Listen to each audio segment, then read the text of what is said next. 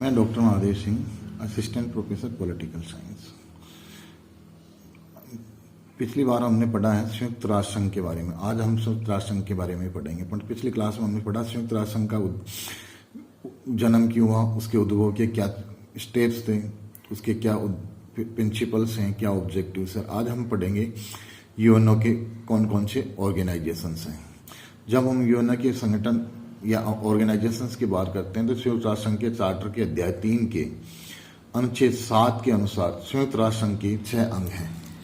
इन 6 अंगों में पहला है महासभा, दूसरा है सुरक्षा परिषद, तीसरा है आर्थिक और सामाजिक परिषद, चौथा है न्यास परिषद, पांचवा है अंतर्राष्ट्रीय न्यायालय और छठा है सचिवालय। ये हम देखते हैं कि संयुक्त राष्ट्र संघ के 6 अंग है तो उसके 6 आधिकारिक ऑफिशियल लैंग्वेजेज भाषाएं भी हैं, जिनमें अरबी है, चीनी है, फ्रेंच है, रशियन है, स्पेनिश है और अंग्रेजी है।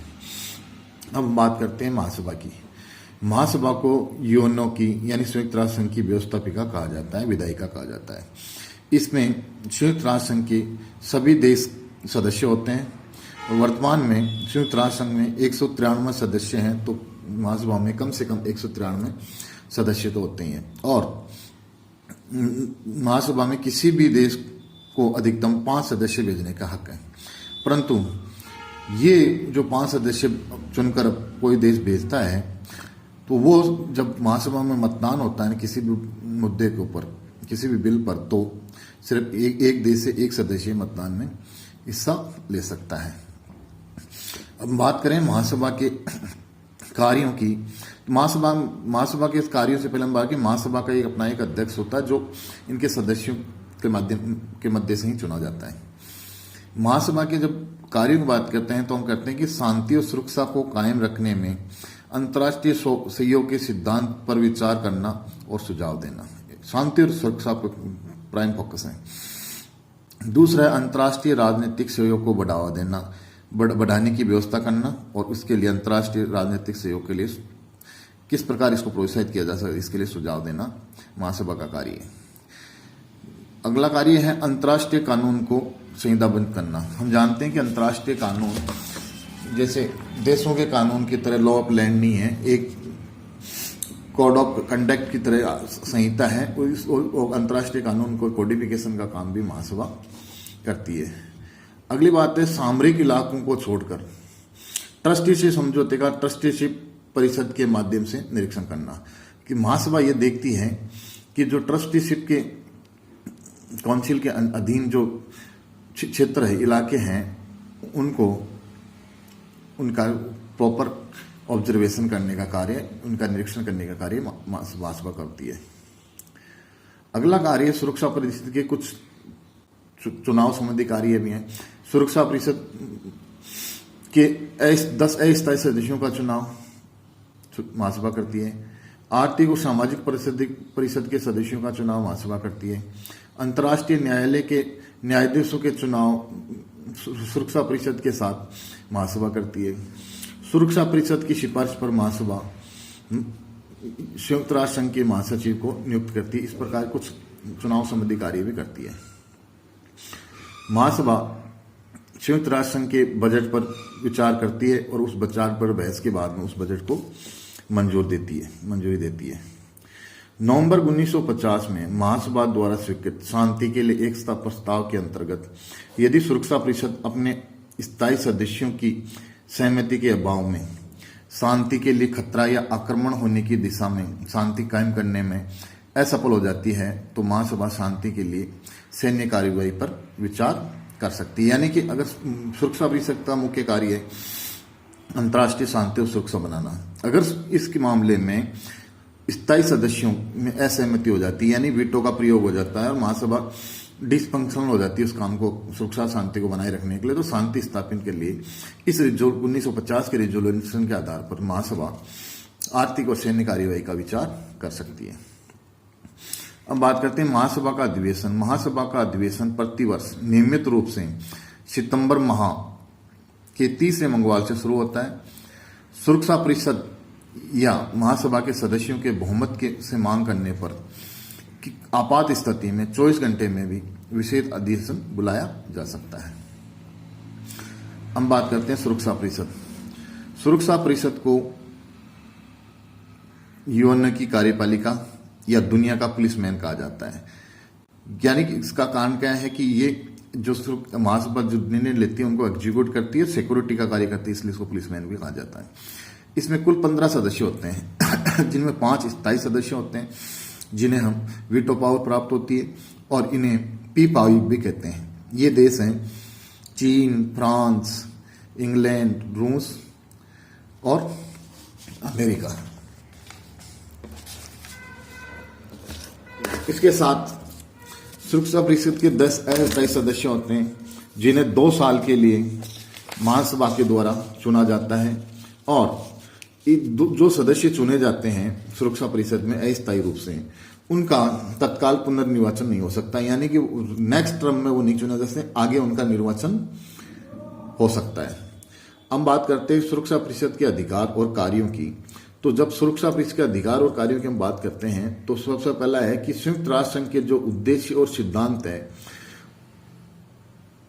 उनके अनुकूल, उनको मद्देनजर रखते हुए अंतर्राष्ट्रीय शांति और सुरक्षा कायम करना सुरक्षा परिषद का सर्वोपरि कार्य है, यानी इंटरनेशनल पीस एंड सिक्योरिटी इसका मुख्य कार्य है। दूसरा कार्य है अंतर्राष्ट्रीय शांति एवं सुरक्षा के लिए आर्थिक प्रतिबंध एवं सैन्य कार्रवाई पर विचार करना और उन पर निर्णय करना। यानी कि कोई देश आक्रामकता हो जाता है, आक्रामकता देश के खिलाफ किस प्रकार कार्रवाई की जाए, इकोनॉमिक रेस्ट्रिक्शंस लगाने का काम, या अगर उनसे भी काम नहीं चले तो उनके कलेक्टिव सिक्योरिटी के तहत मिलिट्री एक्शन लेने इसका निर्णय भी सुरक्षा परिषद करती है। सुरक्षा परिषद में किसी भी प्रकार के निर्णय लेने के लिए 9 सकारात्मक वोटों की आवश्यकता होती है। अर्थात इसका यह आवश्यक है कि किसी भी 15 में से 9 सदस्य होना चाहिए और 9 में से 5 सदस्य जो स्थायी है जिनके पास वीटो है वो सहमत हो तभी डिसीजन हो पाता है। अगर एक भी वीटो पावर वाला देश असहमत होता है तो यानी वीटो का प्रयोग करता है तो कोई भी निर्णय नहीं लिया जा सकता। सुरक्षा परिषद सतत रूप से कार्य करती है, अर्थात सुरक्षा परिषद के सभी सदस्य 24 आवर्स हेड ऑफिस में सक्रिय रहते हैं। संयुक्त राष्ट्र संघ का कोई भी सदस्य देश, चाहे वह सुरक्षा परिषद का सदस्य न हो, तो भी अपने देश के हित में संबंधित चर्चा में हिस्सा ले सकता है। इसका मतलब यह हुआ, अगर मान लीजिए सुरक्षा परिषद में किसी देश के संबंध में कोई निर्णय ले रही है और वो देश सुरक्षा परिषद का परमानेंट मेंबर नहीं, यानी कि उस 15 सदस्यीय टीम का सदस्य नहीं है, तो उस देश का प्रतिनिधि अपना पक्ष रखने के लिए सुरक्षा परिषद की मीटिंग में हिस्सा ले सकता है। अब बात करते हैं आर्थिक और सामाजिक परिषद की। आर्थिक और सामाजिक परिषद में कुल 27 सदस्य होते हैं जिनमें 9 का चुनाव महासभा प्रतिवर्ष 3 साल के लिए करती है, यानी महासभा इनका चुनाव करती है। 1/3 सदस्य प्रतिवर्ष रिटायर होते जाते हैं। रिटायर होने वाले सदस्यों का दोबारा चुनाव हो सकता है, यानी सुरक्षा परिषद में नहीं हो सकता, मगर आर्थिक सामाजिक परिषद में वो चुनाव लड़ सकते हैं। महासभा के कार्यों की बात करें तो महासभा का कार्य है कि वो है कि सुरक्षा आर्थिक और सामाजिक परिषद के कार्यों की बात करें तो इससे पहला जो कार्य है कि महासभा द्वारा सौंपे गए सारे कार्यों को निष्पादित करना, 1 नंबर। दूसरा है अंतर्राष्ट्रीय आर्थिक, सामाजिक, सांस्कृतिक, शिक्षा एवं स्वास्थ्य संबंधी विषयों पर सुझाव देना और रिपोर्ट देना, यानी इकोनॉमिक सोशियो कल्चरल डेवलपमेंट। और इस आर्थिक सामाजिक परिषद के साथ इन उद्देश्यों को प्राप्त करने के लिए कई अन्य इंस्टीट्यूशंस यूएनओ के साथ जुड़े हुए हैं, जैसे World Health Organization, UNICEF, UNESCO. इसमें सामान्य बहुमत से निर्णय होते हैं एवं प्रत्येक सदस्य का एक मत होता है। सुरक्षा यानी इसमें अंदर मेजोरिटी के आधार पर निर्णय लिए जाते हैं। अगला जो है वो है ट्रस्टीशिप। संयुक्त राष्ट्र द्वारा प्रशासित इलाकों के सदस्य, इन इलाकों का प्रशासन न चलाने वाले सदस्य और अन्य बहुत से ऐसे सदस्य होते हैं जिन्हें महासभा 3 वर्ष के लिए चुनती है, ट्रस्टीशिप परिषद के सदस्य होते हैं और इन सदस्यों का पुनर्निर्वाचन हो सकता है। आज ट्रस्टीशिप जो है परिषद वो एक डाइसफंक्शनल ऑर्गन हो गया है यूएनओ का। इसके कार्य की हम बात करते हैं तो ये परिषद अपने अधीनस्थ इलाकों के प्रशासन की देखभाल करता है, यानी उनके संबंधित जो भी याचिकाएं आती है, पिटीशन, उनकी जांच करता है, उनका निरीक्षण करता है। परिषद में सामान्य बहुमत के आधार पर निर्णय होते हैं, प्रत्येक सदस्य का 1 वोट होता है। यानी आज जो ट्रस्टीशिप थे, जो लगभग 11 ट्रस्टी एरियाज थे वो आज ट्रस्टी एरिया यूएनओ के नहीं रहे, तो इसलिए ट्रस्टी परिषद का कोई काम नहीं रहा। हम बात करते हैं अंतर्राष्ट्रीय न्यायालय की। अंतर्राष्ट्रीय न्यायालय संयुक्त राष्ट्र संघ की जुडिशियल बॉडी है, न्यायिक संस्था है। इसमें 15 न्यायाधीश होते हैं और महासभा सुरक्षा परिषद 9 वर्ष के लिए इनका चुनाव करती है।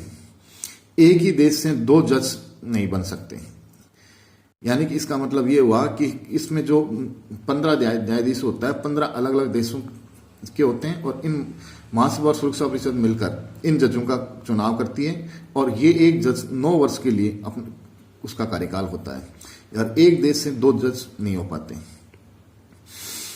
जब हम सुरक्षा परिषद के जब अंतर्राष्ट्रीय न्यायालय की बात करते हैं तो इसका मुख्यालय है वो नीदरलैंड के हेग शहर में है और इसके जो कार्य हैं वह है कि संयुक्त राष्ट्र के चार्टर के अनुसार राष्ट्रों के मध्य जो विवाद हो जाता है, यानी 2 देशों के मध्य कोई विवाद होता है तो उनका निपटारा अंतर्राष्ट्रीय न्यायालय में किया जा सकता है।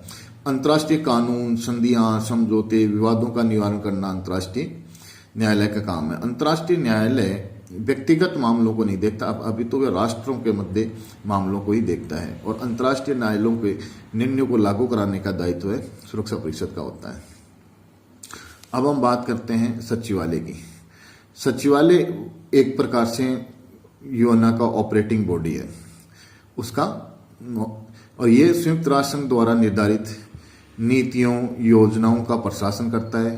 इसका मुख्य प्रशासनिक अधिकारी महासचिव होता है जिसकी नियुक्ति सुरक्षा परिषद की सिफारिश पर महासभा करती है और महासचिव का कार्य अंतर्राष्ट्रीय शांति से जुड़े मामलों को सुरक्षा परिषद के संज्ञान में लाना और अन्य जितने भी यूएनओ का कार्य वो महासचिव के माध्यम से किया जाता है। महासचिव ही यूएनओ का बजट तैयार करता है और संयुक्त राष्ट्र संघ का बजट महासभा में पेश भी महासचिव करता है।